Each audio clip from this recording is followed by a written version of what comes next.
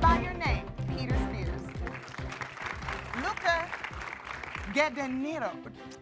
Coming up on Citrus TV News, nominations for the Oscars are out. The big winners, The Shape of Water, Dunkirk, and Syracuse. We'll tell you why SU made out big. More trouble in Washington. President Trump fighting with another FBI director. Find out why the Attorney General is trying to force out the intelligence director. Outside at the same time, what does this mean for the next few days? I'll let you know in my full weather forecast. Your campus news leader, Citrus TV, starts right now. This is Citrus TV News live at 6, your campus news leader. Our top story tonight, the flu outbreak continues in Syracuse. Over 1,600 people have been diagnosed in 2018 alone. Good evening, I'm Gilat Melamed. And I'm Sabrina Maggiore. With hospitals full of flu patients, it's causing big problems for ambulances. We have Citrus TV reporter James Groh live outside of University Hospital to talk about what happens when the hospitals fill up. James? Yeah, I'm outside of Krause Hospital right now, where it's been such a bad flu season here at Krause Hospital that hospitals have actually been turning patients away. Now, you can see ambulances like the one behind me right now. When a patient with flu symptoms comes in an ambulance and the hospitals don't have enough resources at the time to take care of them, they actually send them to other city hospitals. Now, what hospitals like Krause are also saying is that unless you have severe symptoms or a doctor recommends that you go to a hospital, please stay at home. Alternatives are going to a private practice or just simply washing your hands, staying hydrated, and doing your best to stay away from other people who have the flu. Outside of Krause Hospital, James Groh, Citrus TV. Thanks, James. Next month will mark SU's 140th year of membership in the U.S. government's Publishing's Federal Depository Library Program. This program ensures the public has access to federal documents through participating libraries. The anniversary celebration will take place in Byrd Library on February 7th. The interim director of the Government Publishing Office will give the keynote presentation. The Oscars are going orange this year. 2 Syracuse alumni are nominated for this year's Academy Awards. Aaron Sorkin and Michael Weber are both nominated for Best Adapted Screenplay. Sorkin is nominated for Molly's Game, starring Jessica Chastain, his 3rd Oscar nomination. Weber is nominated for co-writing The Disaster Artist, starring James Franco. This is Weber's first Oscar nomination, but he has received other awards for his work on 500 Days of Summer and The Spectacular Now. We'll have more coverage on the Oscars later in the show. And a Syracuse-born astronaut is making national headlines. NASA astronaut Jeanette Epps was slated to be the first black crew member on the International Space Station. Epps was pulled from the mission, and her removal has raised questions of racism. NASA has not offered an explanation on why she was removed from the mission. Shuttle from Euclid Avenue to main campus and back is now up and running. Citrus TV reporter Justine Murray spoke with students about their use for the bus. Just this Thursday, the new Euclid Avenue shuttle took its first route. SU students believe it provides an easier alternative for transportation. I think the bus really helps save money and helps you get where you need to be way quicker. It is like a pretty lengthy walk, and so to have a bus to go there is pretty convenient. While the shuttle saves both money and time, students feel that its main purpose it's most convenient for the safety, because I know that walking down Euclid and places near there, there's been a lot of different robberies. I certainly don't want to be walking home by myself at 11 p.m. in freezing cold tundra. The Euclid Shuttle runs from 10:30 p.m. to 3:30 a.m. on Thursdays through Saturdays. Students are most at risk when you spend a long night at Byrd, or you went to your friend's house or dorm and you just want to go back. That's when you're most at risk, when you're walking back at 1 a.m. alone. And that will kind of help with that by providing a convenient, maybe like a 15 to 20 minute loop. SU students have differing views on when the Euclid Shuttle should operate. I wish they extend the hours at some point. I feel like it should be every day from 10:30 to 3. I actually do live along Euclid, and I kind of wish I could take the bus home after my class instead of it just being at night. SA President James Franco reminds us that this is still a pilot program, and they are planning to have the Euclid Shuttle run for longer hours. Students with suggestions about the bus can send feedback through parkmail@syr.edu. Justine Murray, Citrus TV News. As always, thanks, Justine. The number of new refugees in Syracuse has dropped significantly during the Trump administration. Onondaga County, an area known for the resettlement of refugees, received only about 400 in 2017. That's a 72% drop from 2016, making it the lowest total of refugees to come to Onondaga County in a decade. President Trump's travel ban is cited as the main cause for the low numbers. And today, prosecutors and defense lawyers in the New York corruption case will present their arguments in state court. Opening statements should reveal whether a top aide to Governor Cuomo participated in a bribery scheme with 2 Syracuse developers. Cuomo's chief of staff is expected to be among the first of 2 witnesses called by the prosecution. The defense team's plans for court are unclear. The trial is expected to last several weeks before any decision is made. Legendary songwriter James Taylor will not be performing in Central New York this weekend. Taylor was supposed to perform in Albany on Friday, but issues with a promoter forced him to cancel. Part of the proceeds from the show were supposed to go to an Albany pediatric hospital, but Taylor has made an attempt to make good on the promised cash. He and his wife donated $10,000 to the hospital in the absence of concert revenue. While he awaits the court's verdict, Governor Cuomo is making a decision of his own. Cuomo announced today that the recipients of the Deferred Action for Childhood Arrivals Program, or DACA, will still be eligible for Medicaid. DACA recipients will be able to receive Medicaid benefits even if DACA is terminated. Nearly 50,000 New Yorkers are DACA recipients. Cuomo called the federal government's response to DACA appalling and unjust. Well, Sabrina, even though the weather wasn't that cold today, this on and off rain certainly made it a very unpleasant day. Definitely was not something I enjoyed. We have Citrus TV weather anchor David Edelstein here in studio to tell us more about the weather. It's now time for your Citrus TV storm report. Right now outside in Syracuse, 41 degrees. It is very humid outside. That's what's causing a lot of this feeling of rain. Also, the winds are making it feel a little bit breezy as well. Take a look at this storm. It goes all the way from Florida straight up the east coast. It's now moving out east into the Atlantic Ocean. But take a look at the snow as we get a little closer. There is a little bit of tail from the snow up in Canada. That's from cold winds that's going to go into the Syracuse area being pushed across. That is because of these colder winds up in Canada that are coming down, and then the easterly winds from the United States pushing the storm right over New York State. We'll take a look more about what this means for the next few days later in the broadcast. All right, thanks, David. Coming up, FBI Director Christopher Wray is threatening to resign. We have details on why the director could be heading for the door next. And a shooting at a Kentucky high school. Details after the break. Don't go away. Leaving hot coals improperly extinguished can cause a wildfire. Hey guys, it's Smokey! It looks as if Smokey is going to use the drown, stir, drown and feel technique. After the first drown, a good start. Next, another drink. And finally, a close feel. Is it cool? Okay. Yeah. Hey, Smokey, catch! Oh, my bad, Smokey. Only you can prevent wildfires.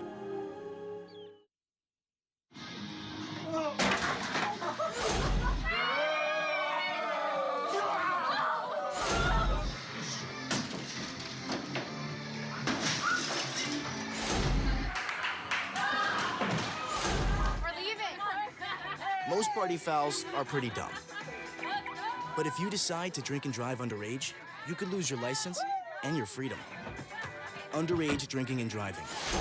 The ultimate party foul. They'll test you. Try to break your will. But however loud the loudness gets, however many cheese puffs may fly, you're the driver. The one in control. Stand firm. Just wait. And move only when you hear the click that says they're buckled in for the drive. Never give up till they buckle up. They call me Maxie, but I prefer tripod. I was your above-average four-legged homie, and then wham, bam, minivan. Some people pity me. Now that's lame. I still run, fetch, and swim. And the ladies love me. I'm the ultimate wingman. Just don't ask me to high five.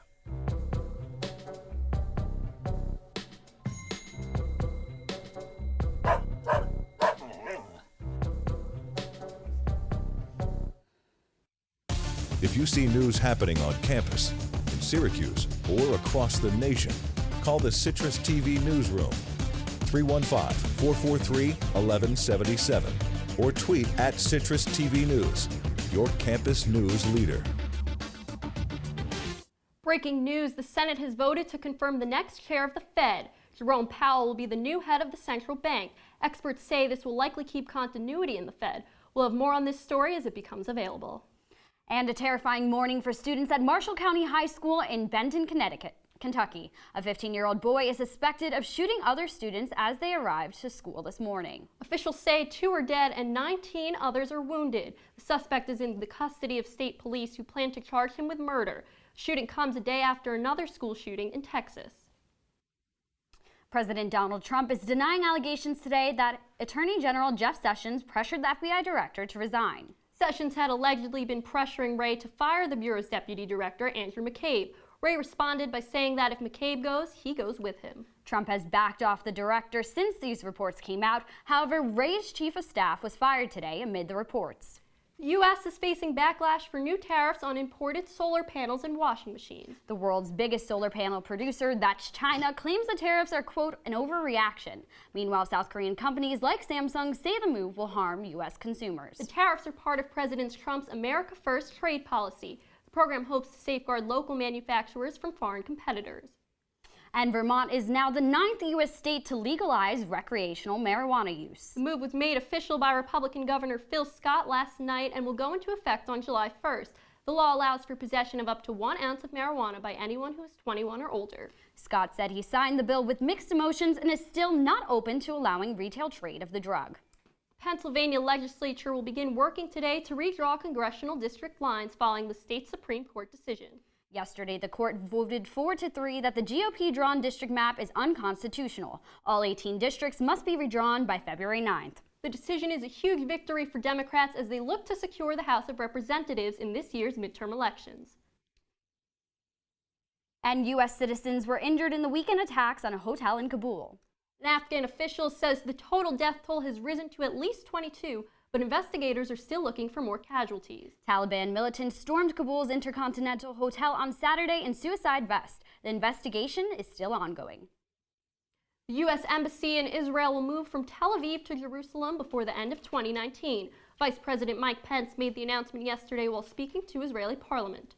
Arab lawmakers protested, holding up signs reading, quote, Jerusalem is the capital of Palestine. Pence called for Palestinians to restart peace negotiations, but the status of Jerusalem is at the heart of Israeli-Palestinian conflicts. Day one of the World Economic Forum began with a speech from India's Prime Minister, Narendra Modi. President Donald Trump arrived in Davos, Switzerland today to join other world leaders at the forum. He will give the keynote speech at the end of the event. This event's theme is strengthening cooperation in a fractured world. Among other speakers today, Canadian Prime Minister Justin Trudeau and actress Cate Blanchett. After the break, we have our movie expert Shruti Marathe here to talk Oscars. And the inspiration behind a famous image passes away. Stay with us.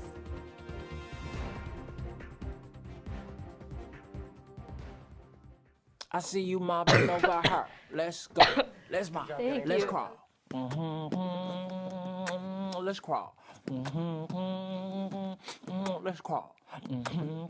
Hey, yo, we mobbing. Come on, girl. Let's crawl. Hey, yo, let's crawl. Hey, yo, let's crawl. Hey, let's crawl. Hey, yo, let's crawl.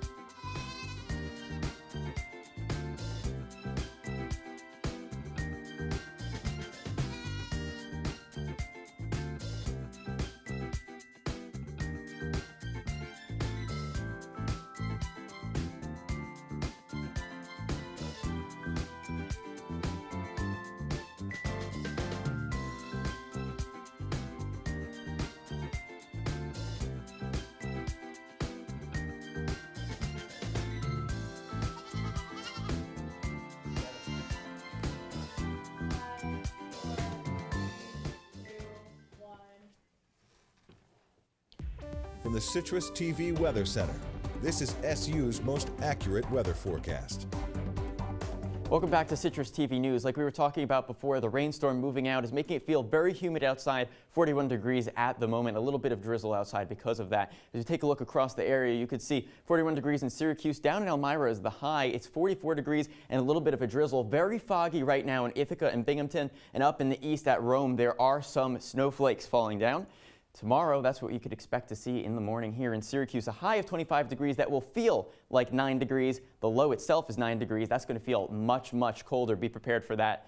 The winds are going to be wisping around, so if you're outside, be careful. As you take a look throughout the day, 22 degrees, 23 degrees, just staying constant. It's a little bit of flurries in the morning, and again, that's just going to stay cloudy outside. The sun really not going to come out throughout the day, but it is setting after 5 p.m. now as the days are getting longer. Now, as the outside temperatures continue to fluctuate from cold with the snow and the ice to warm and rainy, like there was today, there's a high concern of flooding. As we take a look at this map, this is a map that's depicting the snow accumulation on the ground for New York. Right now, the dark purples are more. In Syracuse area, that is about 5 to 6 inches, but that was this morning. Take a look at what happened throughout the day. Immediately as it got warmer outside, it just completely disappeared in the whole area. Because of the dangers of this kind of large-scale flooding across the state today, New York Governor Andrew Cuomo sent out 130 National Guard members across the state. They're ready to help out in any way needed with emergency supplies. 50 of those 130 are here in Syracuse alone. Flood watches and warnings have been issued across New York State, and officials say that if you're in a flood zone, to be prepared in case that happens. Watch out for the forecast to see if there will be floods. Please stay safe with an evacuation plan. We'll take a look at the 5-day forecast in just a few minutes. All right, and thanks, David. Liquor giant Bacardi has made a deal that will give them full control of Patron. The deal to buy the tequila company is worth over $5 billion. The deal is expected to be finalized in the earlier part of 2018. It will make Bacardi the leading U.S. spirits company in the super premium segment and the second biggest spirits company in the market share in the U.S. And the inspiration behind Rosie the Riveter has died at the age of 96. Family members say Naomi Parker Fraley died in hospice care. She was a factory worker during World War II. In 2015, researchers found that the original photograph was labeled with the caption Naomi Parker. They now claim Fraley was likely the face of the war propaganda and feminist movements. And Neil Diamond will no longer be touring after being diagnosed with Parkinson's disease. The rock legend is canceling his upcoming concerts in Australia and New Zealand. Diamond turns 77 tomorrow, and his musical team has confirmed he will continue to write and record music. Oscar nominations were released this morning. The Shape of Water was the big winner with 13 nominations. But there are a lot of strong contenders this year. Here to break it all down is Citrus TV's Oscar expert, Shruti Marathe. Shruti, thanks for joining us. Of course, thanks for having me. So what was the biggest surprise to you when you saw the nominations? Yeah, I mean, I think we were all really shocked after Get Out got nominated as under comedy or musical at the Golden Globes. So it's definitely a big deal that it got nominated as Best Picture. Jordan Peele is nominated for Best Director. And we're seeing a lot less genre bias in the Academy with both Logan and The Big Sick, two movies that normally would not be nominated for Oscars, both got screenplay nominations this year. And Shruti, one surprise for me was that James Franco actually wasn't nominated. How much do you think the sexual harassment allegations actually ended up impacting that? Yeah, it's really a toss-up. The allegations came out on January 11th, and voting closed just the next day for nominating for the Oscars. He didn't win the SAG award, and voting for SAG still hadn't closed when the allegations against James Franco came out. So there's definitely some credibility to the fact that the news hurt his nominating chances, but we'll just see who wins now. Right, and you know, this year seemed to be a great year for diversity. Is the Academy changing on that front too? Yeah, we're seeing a lot more diverse actors being nominated. Octavia Spencer got nominated for her role in The Shape of Water. Daniel Kaluuya got nominated for his work in Get Out. We even have a lot more diversity in the directing category. Greta Gerwig is nominated for Best Director, and if she wins, she'll be the second director in all of Oscar history to ever be a woman that takes home that award. And in addition to that, we had some amazing movies come out this year. I personally was a big fan of 3 Billboards. We also had Shape of Water and Lady Bird. What are your predictions for the big winners this year? Yeah, I mean, you just named that those three are really neck and neck on who's going to win Best Picture. And even all the actor categories and the director categories are really neck and neck. I can say now I think Gary Oldman is going to take home Best Actor, but Best Supporting Actress is really between Allison Janney and Laurie Metcalf. Janney's been winning more of the awards so far, so I could see her going home with the award. And then Frances McDormand has been winning all the awards for Best Lead Actress, but she's not really campaigning for Oscars. Saoirse Ronan, who her biggest competition in Lady Bird has been, so we'll see who ends up taking home the award for that. All right, thank you so much, Shruti. It'll certainly be interesting to watch. Definitely. Backcourt, it's seen all season tomorrow, and get ready for a lot more A-Rod on your TV's next baseball season. That and more coming up when News Live at 6 returns.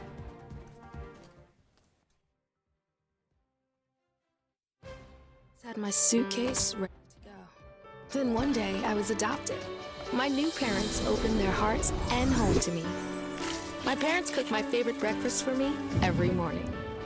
My parents take me on trips I never thought I would go on. They gave me a home and an even better reason to use that suitcase. My parents aren't perfect, but they're perfect for me. There's one thing you can never have sex without. It's not something you buy. Or something you take. In fact, there's only one way to get it. It has to be given to you, freely. It's consent. Because sex without it isn't sex. It's rape. Consent. If you don't get it, you don't get it. It's on us to stop sexual assault. Learn how and take the pledge at itsonus.org.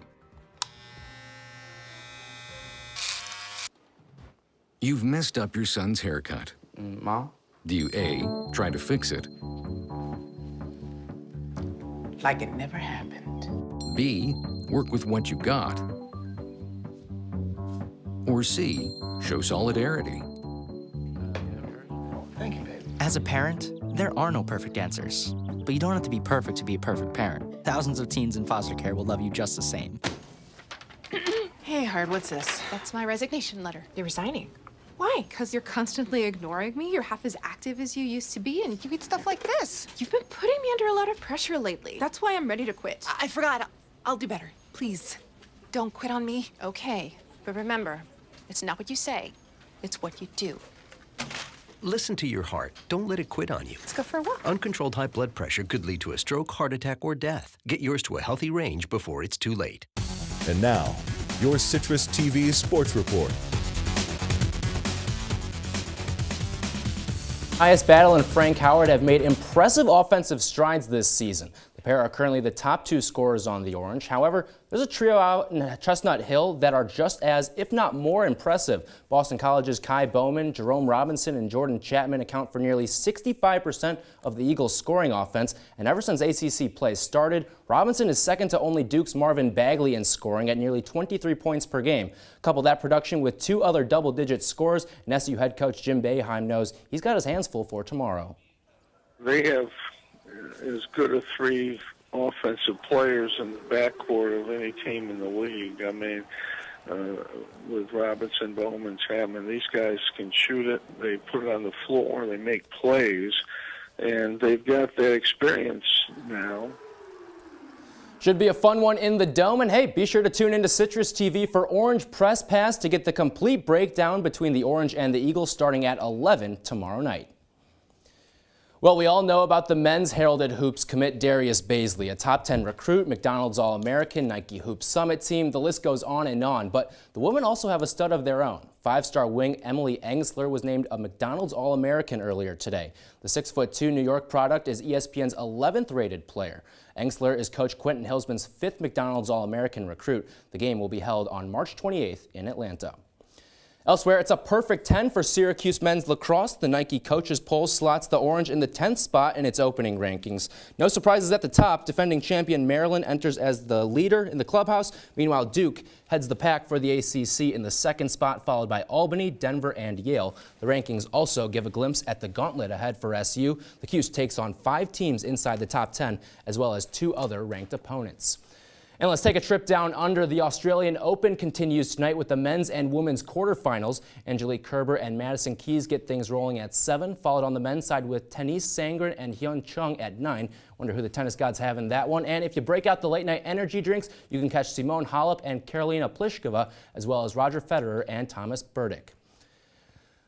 The NFL and national anthem chess match continues. The league rejected a one-page ad for the Super Bowl program from AmVets that had the message, "Please stand." The veterans group is accusing the league of corporate censorship. In a statement to USA Today, the league said that the Super Bowl is not a place for political messages. The incident stems from the movement started by former 49ers quarterback Colin Kaepernick, who knelt during the national anthem 2 seasons ago in protest of racial inequality.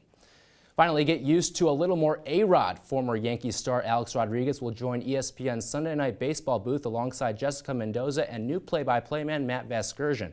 A-Rod replaces newly minted Yankees manager Aaron Boone, who served as an analyst with the network since 2010. Rodriguez previously worked with Fox as a studio analyst and will continue with the network for the MLB playoffs. All right, Tyler, so the coaches poll came out today. How do you think Syracuse is going to fare this season? Well, it's going to be certainly tough. You've got 5 teams that rank inside that top 10 ahead of Syracuse on your schedule. And then you also have 2 more that are outside the top 10, but inside the top 20. So it's definitely going to be a gauntlet for SU. Going to have their work cut out for them. Maybe a lot more one-goal games like we saw last year. Yeah, and another team on the hill, SU football. They just got a big recruit in Abdul Adams. What can we expect to see from him next year? Well, this guy's the Oklahoma transfer. He was just stuck behind talent over with the Sooners, and now he's going to come to Syracuse. He's going to have to sit out next season, so we're not going to get to see him right away because of transfer rules, but he's got 2 years of eligibility remaining. You got to love what Dino Babers is doing recruiting-wise. That's the second 4-star recruit that he has brought in this offseason, just from the transfer market alone. You've also got a potential running back coming in next season with Michael Salahuddin. But there's a lot to look forward to as an SU football fan. Certainly will be an exciting season. Coming up, we go back to Hollywood for the worst movies of the year. Stay tuned. Every time I hear the alarm bell go off in school, I think it's an air raid. A lot of houses in our neighborhood have been destroyed. I like to close my ears and sing songs whenever the bombs come close. I'm worried our new neighbors won't like us. But I know it's all gonna be worth it. I just want my family to be safe. But these are not my words. These are not my words. These are not my words.